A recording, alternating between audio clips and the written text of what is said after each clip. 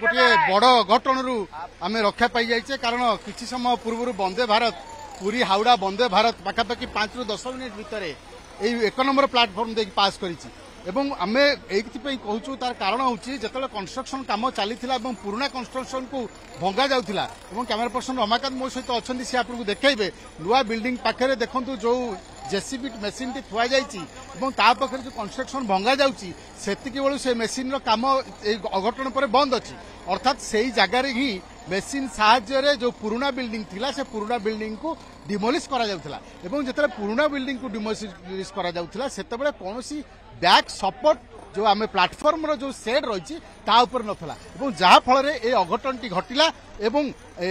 जहा आपण जहा कहउचंती जहा वर्तमान पुष्टि हेई नाही जे प्रकृत रे किए काजुआलिटी हेइचन ना नाही किंतु ता तो परवर्ती अवस्था जना पड़िबो एवं रेलवे तरफ स्पष्टीकरण देला परे जना पड़िबो किंतु सबुटु बड़ कथा होउची जे किभली भाव में एभली गोटे दायित्वहीनता भाव में काम करा जाउथिला जो कंस्ट्रक्शन कंपनी रही जो कंट्राक्टर माने रही से किभली भाव में यात्री मानक जीवन को विपद रे पकई देथिले।